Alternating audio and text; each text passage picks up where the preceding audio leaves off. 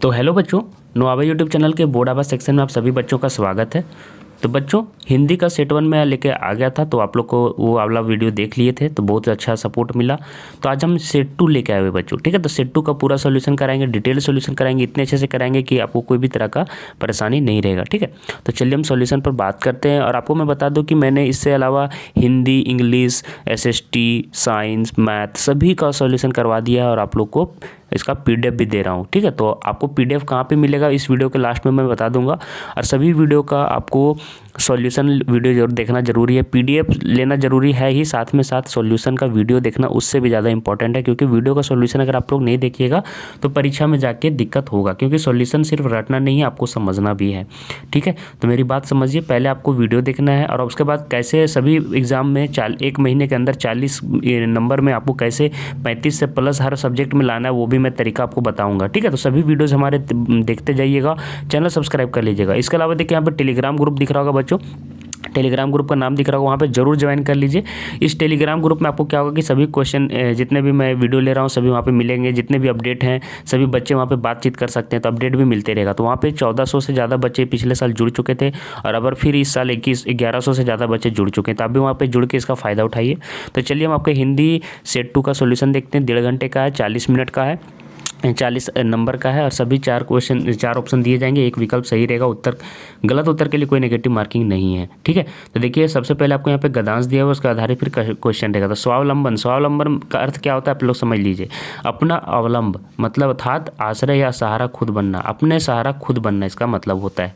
किसी दूसरे पर बोझ ना बनकर या निर्भर अर्थात आश्रित ना रहकर अपने आप पर निर्भर या आश्रित रहना, है ना। संसार में परावलंबी यानी दूसरों पर आश्रित हो या निर्भर रहना एक प्रकार का पापहीन कर्म है, ठीक है। इसीलिए आप लोग अपना काम खुद किया कीजिए, सभी वीडियोज़ अपने हिसाब से देखा करें और अपने से तैयारी खुद करें, ठीक है। दूसरे के भरोसे ना रहें कि कोई टीचर करवा देंगे, ऐसे करवा देंगे, आप खुद उसकी तैयारी करें वीडियो देख कर, ठीक है। तो मैं यहाँ पर सभी मॉडल पेपर की तैयारी करा रहा हूँ, तो आप अपना खुद आपका ये धर्म बनता है कि सभी वीडियोज़ को पूरा देखें और सभी का नोट्स बनाते जाएँ कि सर बीच बीच में क्या बोलते हैं। मैं जो भी बीच बीच में बोलता हूँ तो आप ये लिखते जाएं कि सर ने बीच में ये कहा है तो ये हमको तैयारी कर लेना है, ठीक है। मैं वीडियो के बीच बीच में ही बताता रहता हूँ। यह आदमी के बाहरी और भीतरी व्यक्तित्व को एकदम हीन और बौना करके रख देने वाला हुआ करता है।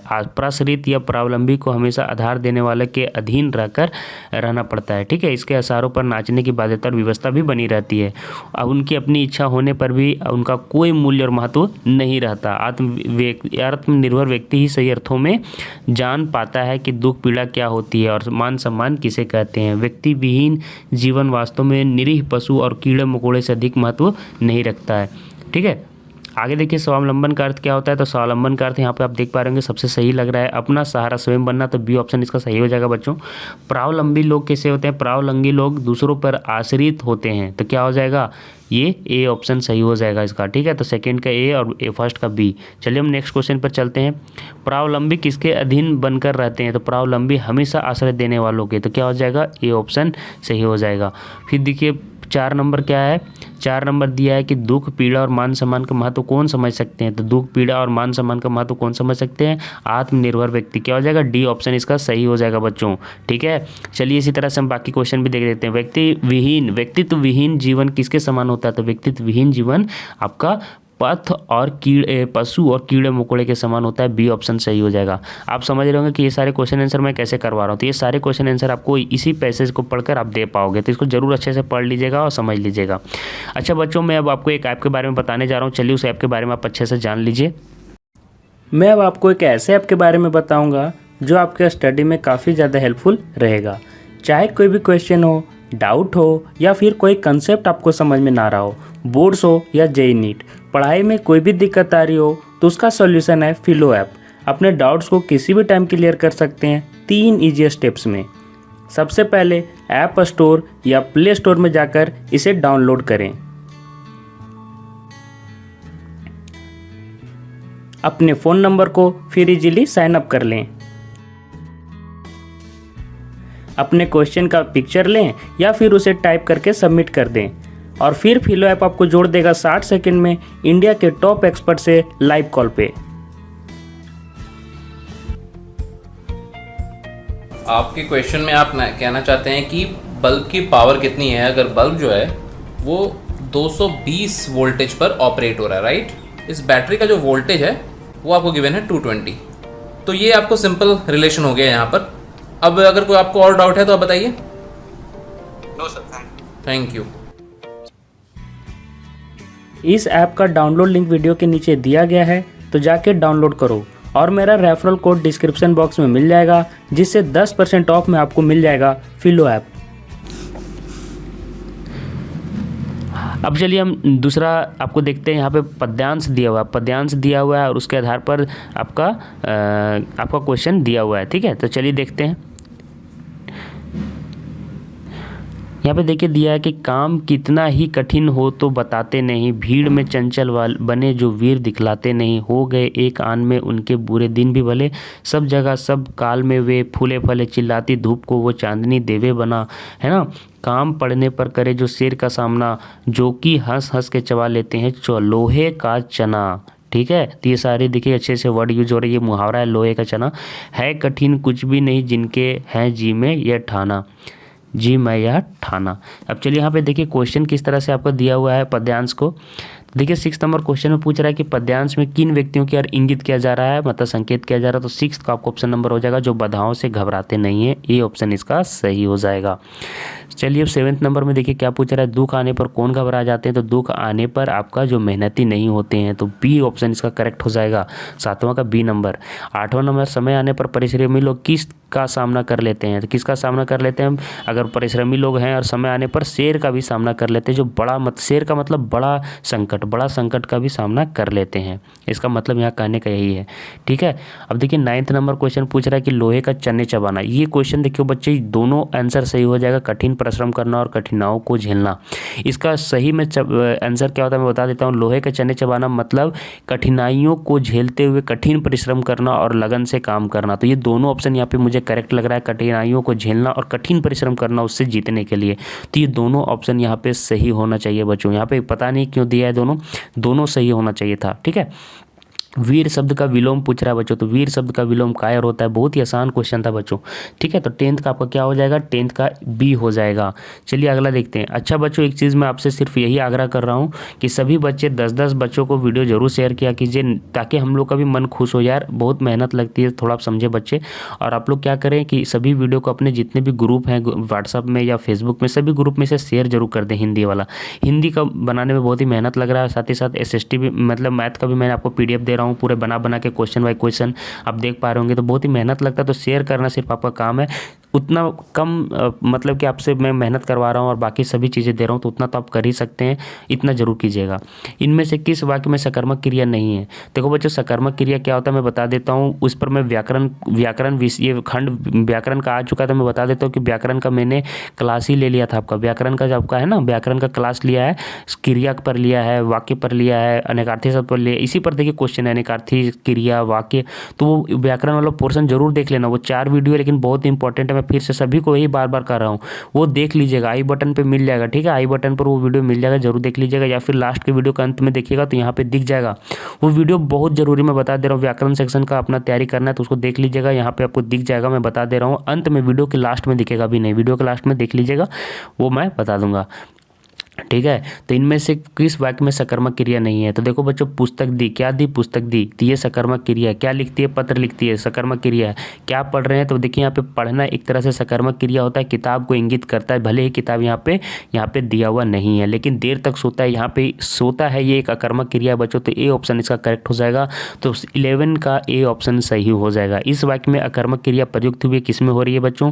तो 12 क्या हो जाएगा, रमेश देर तक सोता है, बंदे बता दिए। 11 का देखिए क्या हो जाएगा, बच्ची सो रही है। सोना मैंने बता दिया था कर्मक क्रिया में आता है। लिख रहा है, ये सकर्मक क्रिया है। खा रहे हैं, पढ़ रहे हैं, सारे सकर्मक क्रिया के अंदर आते हैं। इनमें से कौन आम का अनेकार्थी शब्द नहीं है बच्चों। तो देखिए अनेकार्थी शब्द का मैंने बहुत ही अच्छा क्लास भी लिया है, देख लीजिएगा आप लोग सभी।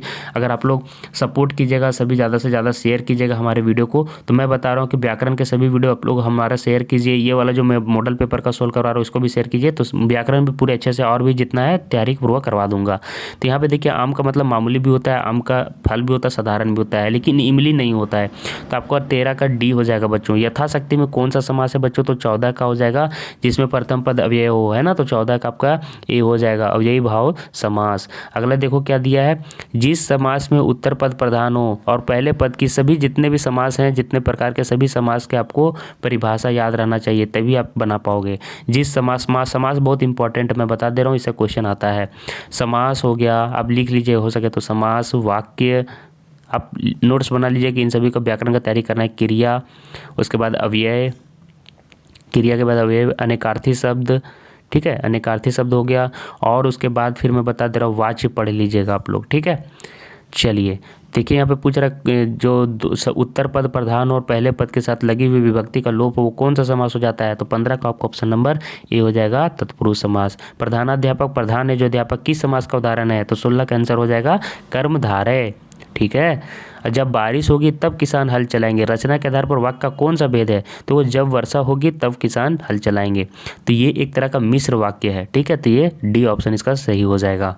जो अव्यय दो पदों को, दो वाक्यों को परस्पर जोड़ने का काम करते हुए अव्यय क्या कहलाता है? समुच्चय बोधक कहलाता है बच्चों। 18 का क्या हो जाएगा आपको? 18 का हो जाएगा बी नंबर। याद रखिए, विस्मयादि बोधक में अरे वाह ये सभी आता है, संबंधवाचक में जो संबंध हो, निपात में मतलब होता है जो लोप हो, गौण हो, ठीक है। अब चलिए 19 नंबर में चलते। क्या दिया हुआ कि कतरीवाचक के वाक्यों में कर्ता के कार्य की क्या होती है? प्रधानता होती है। तो 19 का ए ऑप्शन सही हो जाएगा। 20 में देखिए पूछ रहा है कि लड़कियां सो रही है, वाच का कौन सा भेद है? तो यहाँ पे देखिए भाववाचक में, जिसमें भाव को क्या कराया जा रहा है? जोर दिया जा रहा है। यहाँ पे भाव को जोर नहीं दिया जा रहा है बच्चों। लड़कियां सो रही, सोने का काम लड़कियां कर रही है, कतरीवाचक कर्ता की प्रधानता यहाँ पे दिखाई जा रही है। ए ऑप्शन सही हो जाएगा। अब देखिए आपके ये पाठ्य पुस्तक से आपको दिया हुआ है ये पद्यांश, तो बहुत इंपॉर्टेंट है। आप अपने जितने भी किताब के पद्यांश है सभी का भावार्थ आपको याद कर लेना, लिख लीजिए। जितने भी आपके पद दिए हुए हैं सभी का आपको भावार्थ याद होना चाहिए। फसल क्या है? या तो कुछ नहीं, या नदियों का जादू है वह। हाथों के स्पर्श की महिमा है, भूरी काली संदली मिट्टी का गुणधर्म है, रूपांतर है सूर्य के किरणों का, सिमटा हुआ संकोच है हवा का धड़कन का, ठीक है। प्रस्तुत पंक्तियां किस कविता से ली गई है? तो 21 का आंसर हो जाएगा फसल, ए, ठीक है। फसल किसका जादू है? तो फसल किसका जादू है बच्चों? तो क्या हो जाएगा आपका? इसका आंसर हो जाएगा 22 का बी, ए नंबर, नदियों के पानी का जादू है, ठीक है। अगला देखिए, फसल किसका रूपांतर है? तो फसल किसका रूपांतर है? सूरज की किरणों का। तो ए ऑप्शन इसका करेक्ट हो जाएगा। फसल किसका गुणधर्म है? तो 24 का क्या आंसर हो जाएगा? 24 का आपका आंसर हो जाएगा ए, मिट्टी का गुणधर्म है, ठीक है। आगे देखिए, अब यहाँ पे जो आया सही विकल्प आपको चुनना है। वज्र छिपा नूतन कविता फिर भर दो। यह कविता किस, या पंक्ति किस कविता से ली गई है? तो ये उत्साह से ली गया है। तो 25 का ए ऑप्शन आपका करेक्ट हो जाएगा। 26 में देखिए, उत्साह कविता में आए निदाग का अर्थ क्या होता है? तो निदाग का अर्थ क्या होता है बच्चों? जंगल की आग, मतलब अत्यधिक गर्मी, ठीक है, अत्यधिक गर्मी। चलिए आगे देख लेते हैं बच्चों। क्या पूछ रहा है? गोपियों ने किस भाग्यवान कहकर संबोधित किया है? भाग्यवान कहकर संबोधित किसको किया गया है? तो भाग्यवान किनको कहा है उन्होंने? 27 का आंसर क्या हो जाएगा? 27 का आंसर हो जाएगा भाग्यवान उन्होंने उद्धव को कहा है कि वो उनके साथ रहते हैं, ठीक है। गोपियों की दशा किस पक्षी के समान हो गई है? ठीक है, तो ये आपको कमेंट करना बच्चों। हर वीडियो में मैं एक क्वेश्चन आपको कमेंट करने के लिए देता हूँ, ताकि देखना चाहता हूँ कि कौन से बच्चे इतना दूर तक वीडियो देखे हैं। जो बच्चे इसका कमेंट करेंगे समझिए वही बच्चे अच्छे से पढ़ रहे हैं और सभी वीडियो को ध्यान से दे रहे हैं। इसका कमेंट कीजिएगा नीचे, जितने बच्चे देख रहे हैं सभी को कमेंट करने का फर्ज बनता है, ठीक है। आगे देखिए, प्रस्तुत तभी आप अच्छे मार्क्स के लिए जाओगे। देखिए, आत्म कॉन्फिडेंस होना बहुत ही जरूरी है। बहुत सारे बच्चे जानेंगे फिर भी कमेंट नहीं करते, तो उनका कॉन्फिडेंस लो होता है, तो वो परीक्षा में कम नंबर लाते हैं। लेकिन जिन बच्चों को कॉन्फिडेंस हाई रहता है, सभी जगह कमेंट करते हैं, तैयारी करते हैं, उससे पता चलता है कि उनका कॉन्फिडेंस हाई है और उनको कोई तरह का चिंता नहीं है, वो वीडियो पूरा देख रहे हैं, तो वो बच्चे ज़्यादा मार्क्स लाएंगे। प्रस्तुत गद्यांश को ध्यानपूर्वक पढ़ना है और सभी का उत्तर चयन करना है। ये वाला पढ़ लीजिएगा, पानवाला से लिया गया है, जो कि आपका चैप्टर है क्या बोलते हैं, नेताजी का चश्मा। पान वाले के खुद के मुंह पर पान ठूसा हुआ है, काला मोटा खुशमिजाज आदमी है, सारा चीज़ यहाँ पे दे दिया गया। हलदार साहब का प्रश्न सुनकर आपने ये कहानी पढ़ा होगा, हलदार साहब कैप्टन, ठीक है। तो ये वाला चश्मा नेताजी का चश्मा। तो प्रस्तुत अंश किस पाठ से लिया गया? तो आसान क्वेश्चन था, तो 29 का हो जाएगा नेताजी का चश्मा, ए ऑप्शन। पान वाले ने मुँह में क्या ठूस रखा था? तो पान वाले ने क्या ठूस रखा था? तो 30 का आंसर क्या हो जाएगा? सी, पान ठूस रखा था उन्होंने, है ना। 31 में देखिए पूछ रहा है कि पान वाला कैसा आदमी था? तो पान वाला काला काला, मोटा और खुश मिजाज था। तो क्या हो जाएगा 31 का बी ऑप्शन आप लोग का करेक्ट हो जाएगा बच्चों। पूछ रहा है कि नेताजी की मूर्ति पर चश्मा कौन बदलता था? चश्मा कैप्टन बदला करता था। भले ही कैप्टन नहीं था लेकिन फिर भी वही चश्मा बदलने का काम क्या करता था? ये ऑप्शन करेक्ट हो जाएगा। बाल गोविंद भगत किसको साहब कहते थे? तो बाल गोविंद भगत किसको साहब कहते थे? 33 का ऑप्शन हो जाएगा कबीर दास, है ना। तो चलिए डी ऑप्शन यहाँ पे नीचे दिया हुआ है। डी ऑप्शन आपका सॉरी यहीं पे दिया हुआ है बी ऑप्शन, तो बी ऑप्शन इसका सही हो जाएगा, है ना, कबीरदास। आगे देखिए क्या हुआ है, पतोही के भाई को भगत जी ने क्या आदेश दिया था? क्या आदेश दिया था? तो 34 का आंसर हो जाएगा पतोहू की दूसरी शादी करने का आदेश उन्होंने दे दिया था क्योंकि उनका बेटा मर चुका था। तो ये नहीं, सॉरी यहाँ पे कराने का आदेश, तो ये बी ऑप्शन सही हो जाएगा, मैं गलती से पढ़ दिया। तो 34 का बी आपका ऑप्शन सही हो जाएगा, है ना। 35 देखिए बाल गोविंद भगत के गाँव के लोगों का मुख्य धंधा क्या था? तो 35 का ऑप्शन हो जाएगा खेती बाड़ी, है ना, किसानी, सी ऑप्शन। बाल गोविंद भगत के कितने बच्चे थे? एक लोता सिर्फ बेटा था और जिसकी पतोही भी शादी करके लाया था। तो एक लौती बेटी ने एक लौता बेटा, बी ऑप्शन सही हो जाएगा, है ना।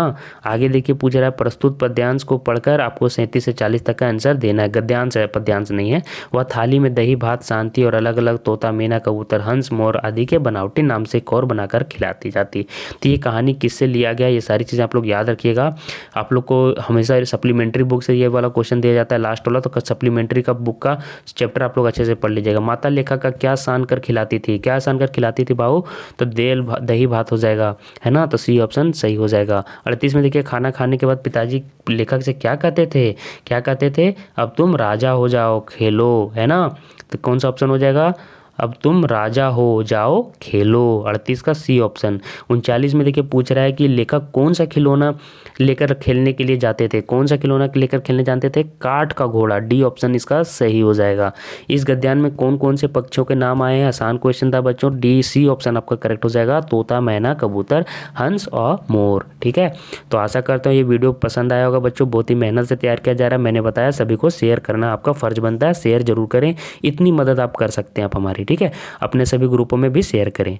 और बात रहा PDF कहाँ पे मिलेगा इसका सॉल्यूशन का, तो आपको PDF बच्चों हमारे टेलीग्राम ग्रुप में ही मिल जाएगा। तो टेलीग्राम ग्रुप आप लोग को ज्वाइन करना मस्ट है, ठीक है। टेलीग्राम ग्रुप का यहाँ पे नाम दिख रहा है, उसको ज्वाइन कर लो। और नीचे लिंक भी दिया हुआ है, तो नीचे लिंक भी दिया हुआ है, तो लिंक से अगर नहीं जुड़ पाते, लिंक से जुड़ना थोड़ा मुश्किल होता है, तो ये नाम लिख के सर्च कीजिएगा टेलीग्राम ग्रुप में, तो आपको मिल जाएगा हमारा चैनल ग्रुप। और एक बात मैं और बताना चाह रहा था बच्चों की व्याकरण की तैयारी करना है, तो देखिए यहाँ पे कोना कोना में अब आपको दिखता होगा, है ना, कोना कोना में दिख रहा होगा। तो ये सारे वीडियोज़ इंपॉर्टेंट है, देख लीजिए। और बाकी विषयों को भी मॉडल पेपर के सॉल्यूशन देख लिया कीजिए बच्चों।